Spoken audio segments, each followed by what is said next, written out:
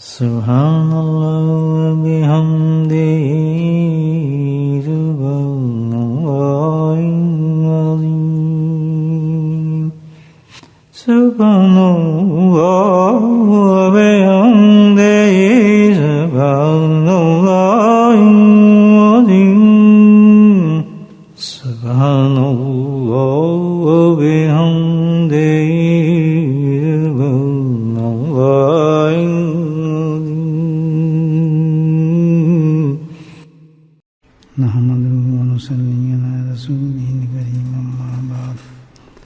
قال الله تعالى في القرآن المجيد فأعوذ بالله من الشيطان الرجيم بسم الله الرحمن الرحيم إن الله وملائكته يصلون على النبي يا أيها الذين آمنوا صلوا عليه وسلموا تسليما اللهم صل على سيدنا ومولانا محمد معدن الجود والكرم اللهم صل على سيدنا ومولانا محمد وآله الغالب اللهم صل على سيدنا ومولانا محمد وآله وصحبه وبارك وسلم أما بعد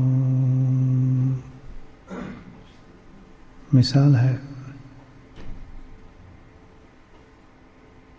کہ کوئی ایسی جگہ ہو کہ بہت ہی ویران خزاں کا عالم ہو،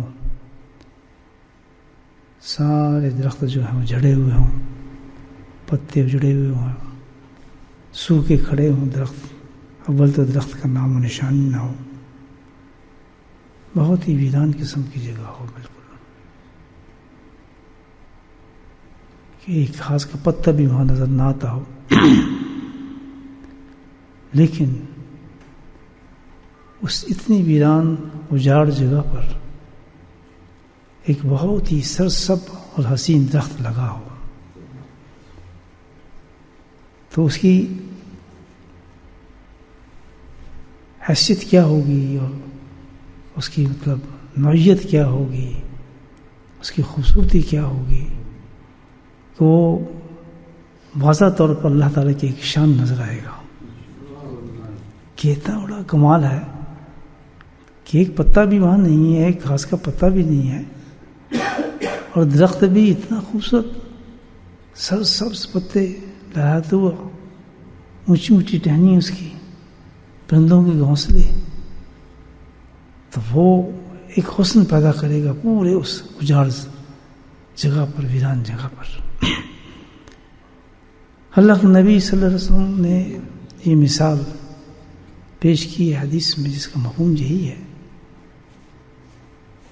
کہ ایسے زمانے میں جب لوگ غافل ہو چکے ہوں گے اور غفلت میں بڑھ چکے ہوں گے اور خرافات پھیلی ہوں گی، بہت برے حالات ہوں گے، اس وقت اللہ کا ذکر کرنے والا اس درخت کی طرح ہوگا۔ بہت بڑی مثال ہے، تو کتنی بڑی اللہ کی دیکھیں فرمایا کہ کتنی بڑی نعمت ہوگی اس شخص پر، ان انسانوں پر جو اس غفلت کے زمانے میں اللہ کو یاد کرتے ہوں گے۔ یہ ایک عجیب و غریب مثال ہے، دیکھیں حدیث میں جو پیش کی ہے کہ ذکر کرنے والا ایسے موقع پر، ایسے زمانے میں سرشبز ہوگا، شادمان ہوگا، اللہ کی رحمتیں ہوں گی اس پر، اللہ کے اس پر فضل ہوں گے، اللہ کی پوری توجہ اس پر ہوگی۔ درخت ایسا ہے نا، وہ ظاہر کرتا ہے کہ اس پر اللہ کی خاص محبت اور توجہ ہے اس انسان پر۔ تو میرے دوستو، یہ ذکر الحمدللہ آج کے دور میں جو کرنا ہے، یہ کتنا بڑا انعام ہے اللہ تعالیٰ کی توفیق سے دیا ہوا۔ آپ یہ دیکھ رہے ہیں کہ کس میں ہمت ہو سکتی ہے کہ اتنی دور آدمی چل کر ہے، سردی بھی ہے، تھکے بھی ہیں، غفلتوں میں ڈھیرا ہوا ہے، لیکن الحمدللہ کل روز قیامت پتہ چلے گا کہ اللہ کا کتنا فضل تھا کہ بندے کو دھکیلتا وہ اپنے ذکر کی طرف لے گیا۔ تو بالکل یہ اللہ کا فضل ہے مطلب میری کیا توفیق کہ میں اللہ کے ذکر کے لیے اتنی دور چل کر رہا ہوں. گرم بستر ہیں اور یہ بھی کوئی فرض تھوڑی ہے، کوئی مصیبت ہے، کیا ہے. لیکن کس طرح اللہ سبحانہ تعالیٰ، مثال آپ دیکھ لیں کتنی بڑی ہے کہ کتنا اونچا درجہ ہوگا کہ اس اجڑے زمانے کے اندر جب خرافات پھیلے ہوں گے تو اللہ کا ذکر کرنے والے آسمانوں پہ لوگوں کو یہ ایک درخت کے مانند سب نظر آئیں گے لوگ چلتے ہیں. میرے بھائیو، اللہ کا ذکر کریں. مجھے اپنے حضرت کی ایک بات یاد آتی ہے اس پر کہ بھائی اللہ کا ذکر بہت بڑی نعمت ہے. وہ لوگ تھے یہ ایسے شخص کی زبان سے لفظ نکل رہے ہیں جس نے ساری زندگی کے تجربے کے بعد بات کی ہے اور ہمارے سمجھانے کے لیے بات کی ہے حضرت نے، تاکہ ہمیں پتہ چل جائے کہ ان کی زندگی کا نچوڑ کیا تھا. انہوں نے بتایا چند لفظوں کے اندر حضرت نے اس کو جو بیان کیا ذکر کے بارے میں ہو، اور الحمدللہ ان کی باتیں تو قرآن حدیث کی مشتاق ہوتی تھیں، ان سے نکلی باتیں تھیں. فرماتے ہیں کہ اللہ کا ذکر بھائی بہت بڑی نعمت ہے. اللہ اور اللہ کے رسول راضی ہو جاتے ہیں، دنیا اور آخرت دونوں سنور جاتی ہیں، قلوب نورانی ہو جاتے ہیں، اور آخرت میں سارے مقامات طے کر لیتا ہے. یہ حضرت کے لفظ تھے جو آج تک میرے ذہن میں گھوم رہے ہیں. یہ لفظ کہ کس طرح سے انہوں نے ترغیب دی تھی اللہ کے ذکر کے زمانے کے اندر. تو یہ نہ سمجھیں آپ بے فکر رہیں الحمدللہ کہ آج کی یہ محنتیں، آج کا یہ ہمارا چلنا، تھوڑا تکلیف برداشت کرنا، اللہ کے حکم سے ایسا پتہ بھی نہیں ہل سکتا. ہمیں کیا پتا آپ اس مسجد میں ہم آ سکتے ہیں، کہ اس مسجد والوں کو کیا پتا کہ یہاں ذکر ہو سکتا ہے. جہاں جائے اللہ بھیج. تو حضرت بھی یہی فرماتے تھے کہ جس وقت کال ہو ذکر کی تو کونے کونے میں چلے جانا، سفر کرنا.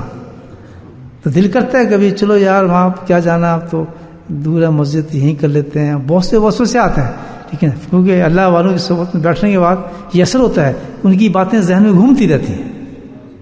میں اللہ حضرت کا تو حکم تھا کہ تمہیں کیا معلوم کہ جب تم کسی جگہ پہ سفر کر کے جاؤ گے اور اللہ کا ذکر کرو گے تو اس کے کتنے انعامات تمہیں مل جائیں گے. نفس روکے گا، زمان روکے گا. لا تلہکم والکم، اللہ تعالیٰ کہتا خبردار، تلہکم ولا اولادکم ذکر اللہ. یہ رکاوٹیں ہیں جو اللہ کے ذکر سے روکیں گے. اگر سے رک گئے تو بے انتہا خسارے میں چلے جاؤ گے، بے انتہا نقصان میں چلے جاؤ گے. جب ایسے پتہ چلے کہ بھئی فلاں جگہ ذکر ہو رہا ہے تو ذہن کو ٹٹولیں اپنے، اس میں سستی کتنی آ رہی ہے، ایکسکیوز کتنے آ رہے ہیں. پھر یہ میری باتیں ذہن میں لے کر ہیں کہ حضرت یہ فرمائی تھی بات، جیسے آج میں سوچتا ہوں حضرت کی بات الحمدللہ، اور ایک نیا جوش پیدا ہو جاتا ہے چلنے کے لیے، ایک نئی طاقت آ جاتی ہے، اور سوچ میں آتا ہے کہ بھائی انشاءاللہ کوئی فکر نہیں پڑتا، کیا ہے آدھا پونا گھنٹہ لگے گا، لیکن انعامات، اللہ کی رحمتیں، اللہ کا فضل کتنا ہو جائے گا. تو میرے بھائیو، یہ زمانہ ہمت کرنے کا ہے. عمر بھی گزرتی جا رہی ہے، وقت بھی گزرتا جا رہا ہے.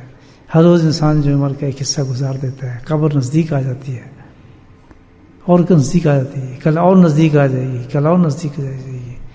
محنت والا زمانہ ہم سے دور ہوتا چلا جائے گا، دور ہوتا چلا جائے گا. جو آج تھا وہ بہت دور ہو گیا ہمارے سے، یاد رکھیں. جو کل تھا اس سے بھی دور ہو گیا، لیکن قبر اس سے بھی زیادہ نزدیک ہمارے ہو گئی.